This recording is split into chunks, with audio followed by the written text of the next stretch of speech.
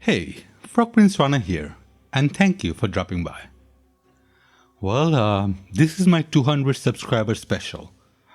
It may not be a big deal to many, but it still amazes me that anyone would listen to me rattle on. Normally I would have to lock people in a room to achieve that. As this is quite a long video, let me first set up the agenda. After the obligatory thank you, I would like to revisit and introduce you to some of my old videos that all the new subscribers might have missed. These are not the most viewed videos and such, but the ones I had most fun making.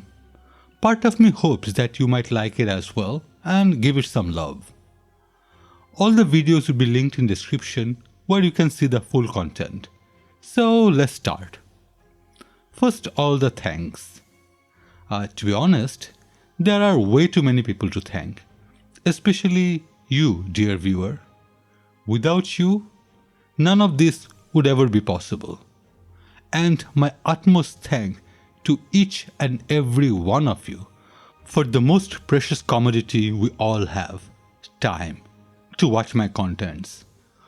Next thank would go to my anti-vaxxer acquaintance Muz, though I lost touch with him. It was his comment on how he got overdosed on black seed oil and he ran away from the hospital thinking they might give him a vaccine was the tipping point for me to start making videos. To be honest, it was my third video.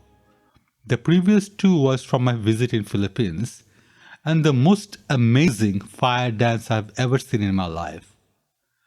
Being an atheist, I don't believe in luck or fate. But a happy coincidence was all the fire dances were shut down by the local mayor while I was there. It was over 2 years ago. I'm glad that I was there to catch the last show. Those fire dancers were amazing and it is a good video to watch. Then of course I would have to thank my best friend. Unlike me, he's a good looking fella. So me hiding behind the drawing makes sense to me. For him, not so much. Anyway, he doesn't like his photos or name online, so I will thank him using his profile photo and use his online name Atikin. Silly guy. Using his name spelled backwards. What does he think we are, vampires? He's also a fabulous artist. The image you see as my profile or the drawing that is in almost all my videos are done by him. I use those everywhere and I love it. And I love him. So thanks buddy for being there with me, for me. Initially, I had my limited number of friends who subscribed to my channel. And me being a social outcast, didn't have many. One day, out of the blue, one viewer reached out to me. A lot of you may know her, as she is one of the biggest reasons for me to get to this magical 200 number. I'm talking about GloberMom. She asked if I was interested in joining a Discord server, my first and only one so far. To be honest, when she asked me, I was thinking the immortal line of Groucho Marx. I would never join a club that would accept me as a member, followed by, "Are you sure?" Obviously, these are monologues, and I didn't say it out loud. GloberMom and Ned welcomed me with open arms, and between you and me, I still worry about their sanity. Nevertheless, without those two, I'm sure a lot of you wouldn't be here. So thank you, GloberMom. You're the bestest. And also thank you, Ned, for allowing me to be there. The following one, I'm very logical until I get to this person. And then, logic goes out of the window. And that, she's like kryptonite to me. This person was, and still is, my true love and soulmate. She is definitely the reason for me being who I am. Then, well, I would like to say thanks to my biggest inspiration, and most devoted fan. Say hello to everyone. Привет! So, do you like my videos? Yes, I like watching your videos a lot because they touch on many important topics in today's social and political situations.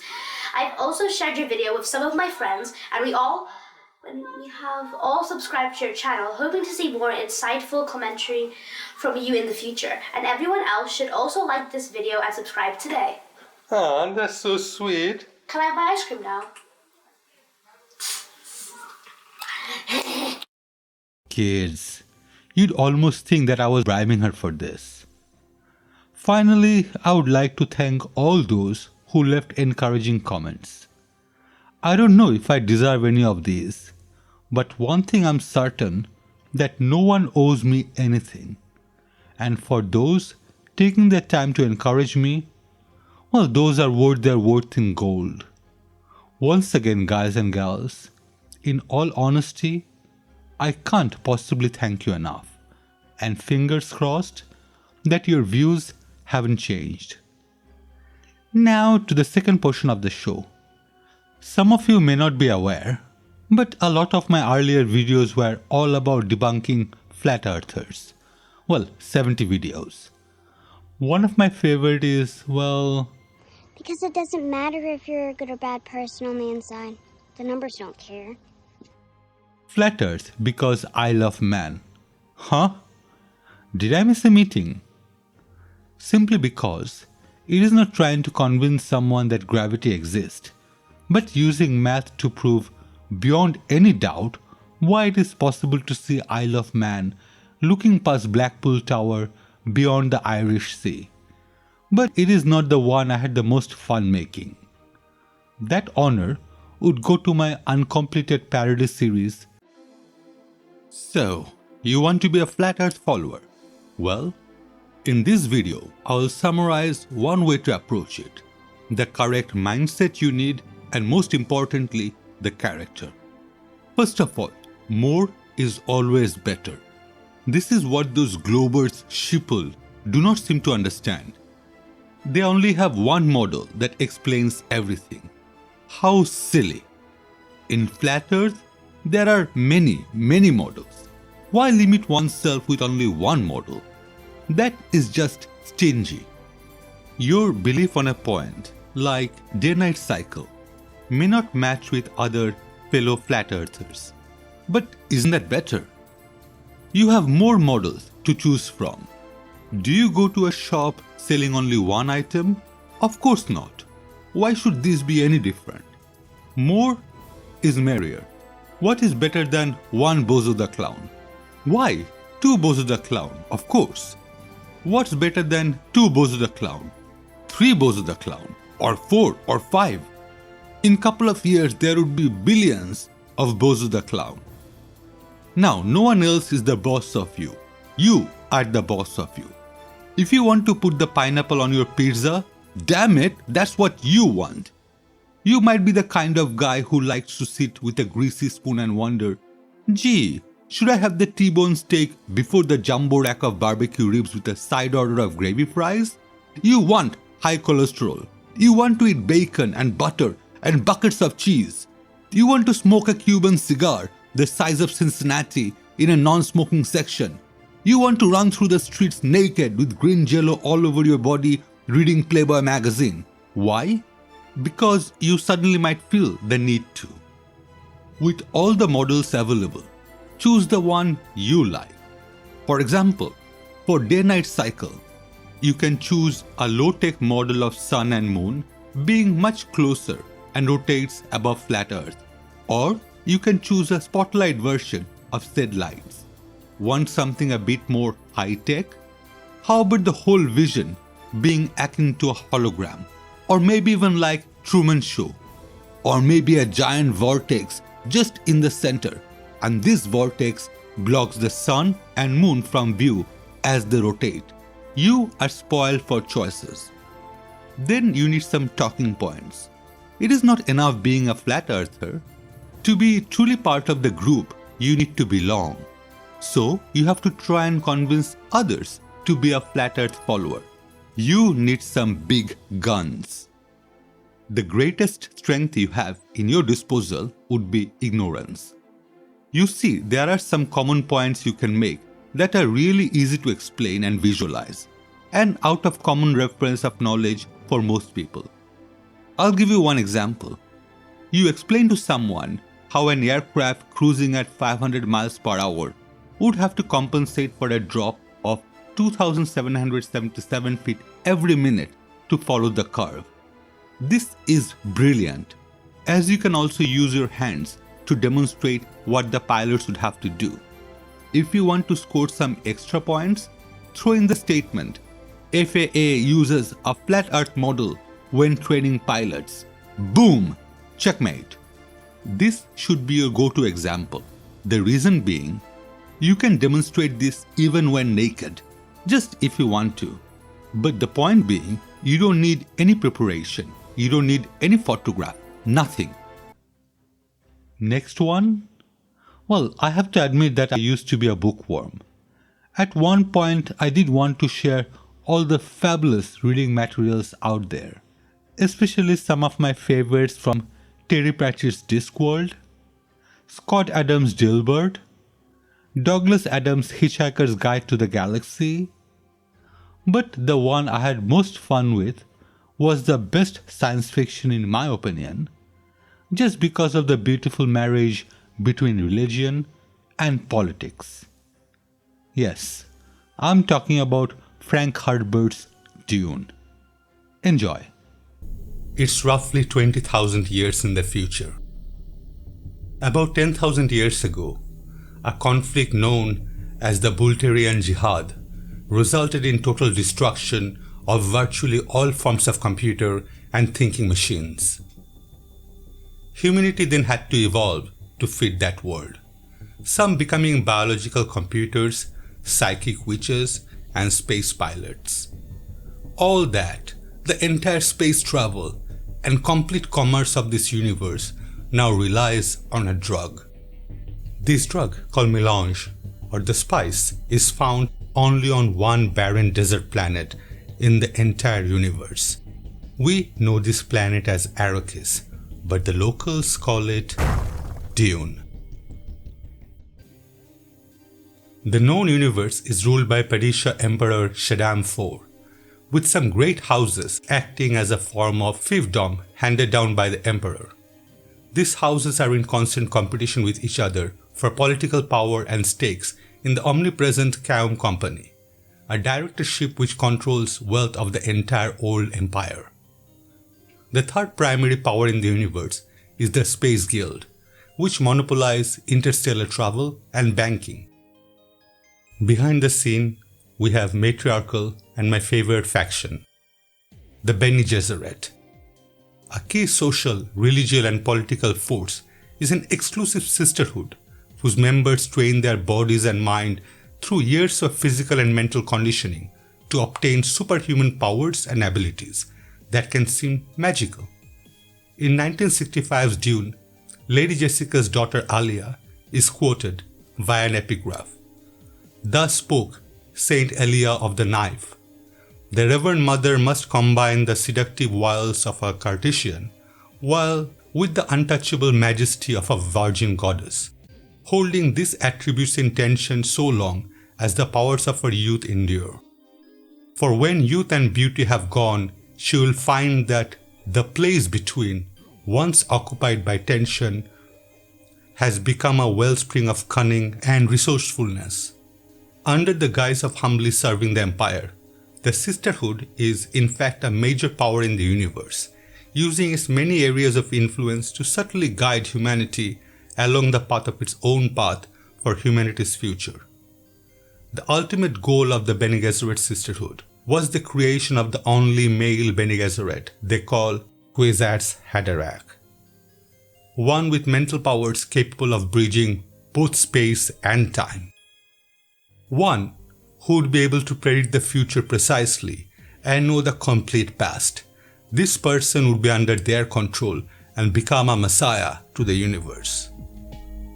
Now a series that is extremely cheeky, if I say so myself. Movies I love feverishly. Please let me know in the comments if you get the joke. Well, there are way too many good movies, and I realize everyone has different taste. Even with that, some of these movies would have gone under many people's radar, as couple of these are not mainstream or Hollywood blockbuster. The following fragment is from a dystopian horror from 2019, The Platform. This Spanish movie is an astute psychological thriller and timely sociological commentary. It's nasty, but accurate. It's brutal, but honest. Not for the weak-hearted. If you can stomach the grittiness, I definitely recommend this movie. So, it's a movie with lots of violence, gore, and naked ladies. It's like Red Shoe Diaries meeting Mad Max and having a baby. No, that was a feeble attempt of a joke. It is a psychological thriller and social commentary. Without further ado, welcome to The Platform. It starts with a beautiful shot of a violin being played, and then showing us the surrounding. Many chefs running about preparing decadent-looking meals. The movie then tells us there are three types of person: those at the top, those at the bottom, and those who fall.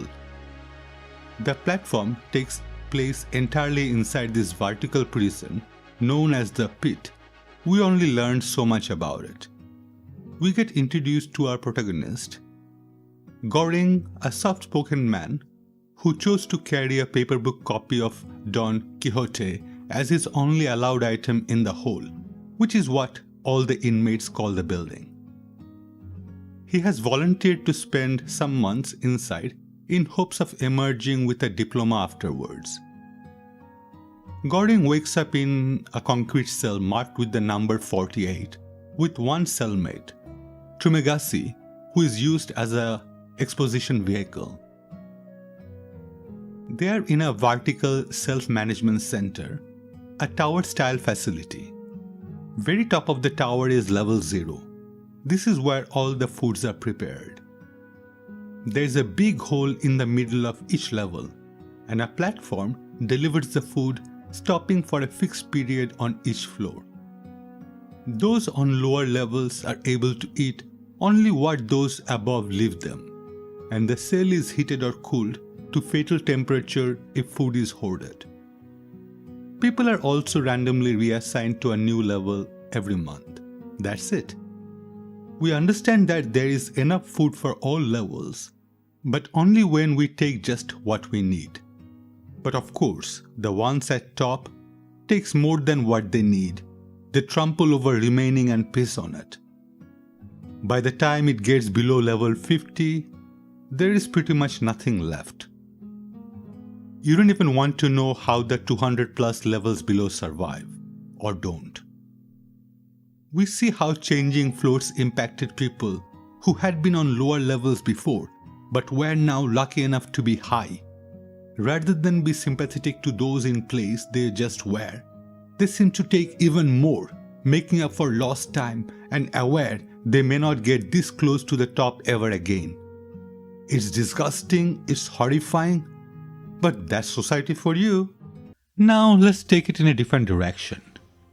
If you have been a regular viewer, you know that most of my videos are science related. So it might be surprising for you to know that I'm also a mentalist. Basically a magician for grown-ups. Yes, magic. I would read your mind, answer your deepest, darkest question that you never mention to anyone, predict what is to come. Basically as far away from science as possible. That is my Dr. Jekyll and Mr. Hyde. Here is just an example of my telekinesis power. The power of human mind. What you're about to see is real. There is no camera trickery involved, and it would look exactly the same even if you are here. Enjoy.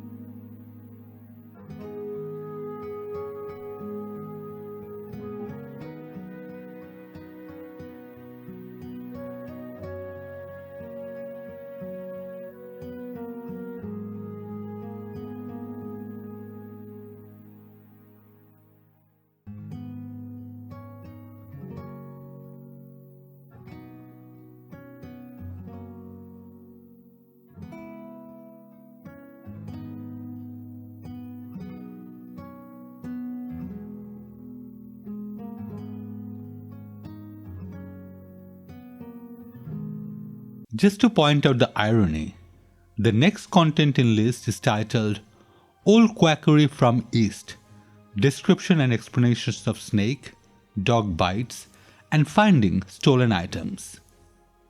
Growing up in the East meant I did get to see some quackeries from last century and how they took advantage of ignorant, helpless people. In this video, I basically covered some of the old quackeries from past, what they pretended to be, and how they truly worked. The full video contains ojas. Think of them as a shaman. From treating snake and dog bite, to curing jaundice, to finding stolen items using various magic effects. Enjoy. This one is harder and takes much more skill. Oja would use a child or a woman from the household being stolen from and would ask that person to focus on the nails on Oja's finger, and soon the thief would be visible to them. The following has different variations. In all cases, again a child or a woman from the household being stolen from would hold some kind of items, and as Oja is reciting his mantra, they would be directed towards the thief by that item. Now the item can be a bowl and the process would be called boti chalan, a stick and it would be called konchi chalan. Next method uses something called a kula. It's the container with holes used for winnowing, i.e. separating grain from chaff. The kula would be attached to a scissor and works with yes-no question. On correct statement like did XYZ steal my cow, it would move. This is called kula chalan. Yep, chalan basically means movement. Before explaining this section, let me just talk about human psychology. If I accuse you of a crime that you have not committed, obviously you deny. But would you still deny after severe torture? Can you think of any point where the pain would be so unbearable that you'd admit to any accusation? Hell, I would admit to being Heil Hitler if tortured enough. But that doesn't make it so. Forget torture. If I believe someone can harm my loved one, I would agree without the torture. This is the reason Confessions isn't as solid as cranked up to be. Next, life is not a detective novel. 9 times out of 10 is the guy you suspect is the one who has done it. Most of the time, it is the spouse. That's just how the ball rolls. So in most cases, when the ojas initially talk to the people, they get an idea on who the major suspect is. Most often, it would be the correct guess. Even if not, the accuser is most likely to confess just so they don't get beaten. This video came from one of the mentalism effect I do. Basically, you would split a bunch of photos into 2 groups as you see fit.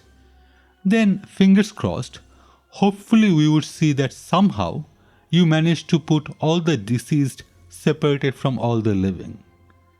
All those photographs are the travelers from Titanic. And during the effect, I would talk about some of these photographs and the story behind it. Some of the stories just make me glad to be part of this human race. Mr. and Mrs. Strauss. Jewish immigrant, they rose from poverty to fortune in one generation and were the owners of Macy's department store in New York. On the night of the disaster, as the call to board the lifeboats went out, Isidore escorted Ida to lifeboat 8 and prepared to say goodbye to her. Ida, however, refused to enter the small boat, saying, "We have lived together for many years. Where you go, I go." Isidore tried to talk her into getting back into the boat, saying, the children. But her response was, "They will understand." Instead, she sent her newly employed maid, Ellen Bird, in her place, after first wrapping her in a fur as protection against the cold. The Strausses were last seen seated side by side on Titanic's boat deck. Eyewitnesses described the scene as a most remarkable exhibition of love and devotion. Isidore's body was recovered by the Massacre. A funeral service for Isidore was delayed for a few days in the hope that Ida's body might too be recovered, allowing the two who had lived and died together to also share a funeral. But Ida's body was never found. Several days later, over 20,000 people gathered at Carnegie Hall in New York City for a memorial service in the Strauss's honor. Isidore and Ida are memorialized on a cenotaph outside the mausoleum with a quote from the Song of Solomon: "Many waters cannot quench love, neither can the floods drown it." Musicians played for 2 hours and 5 minutes as the ship sank. As the legend goes, the 8 members of the all-male Titanic orchestra went down with the ship, still playing their instrument. Only 3 bodies were ever recovered, including that of John Hume Law. Shockingly, just 2 short weeks after the tragic event, Law's father would receive a bill from C.W. and F.N. Black, the employment firm from Liverpool, England, who had employed the orchestra. "Sorry to hear about the tragic death of your son. Here is the bill." The bill was for 5 shillings and 4 pennies, the cost of Law's son's uniform. There are honestly several more contents that I would love to share here. But as this video is getting to be quite long, I will just show one more. The thing is, I had to fight a lot to keep this video online, just because it covers a topic that a certain government wants to censor. I'm talking about the Tiananmen Square massacre. It was flagged multiple times, and finally I had to take the loss where it was age restricted. Obviously I don't want this video to be flagged and age restricted as well. So I will just show you the intro. And remember, people shouldn't be afraid of the government. Governments should be afraid of their people.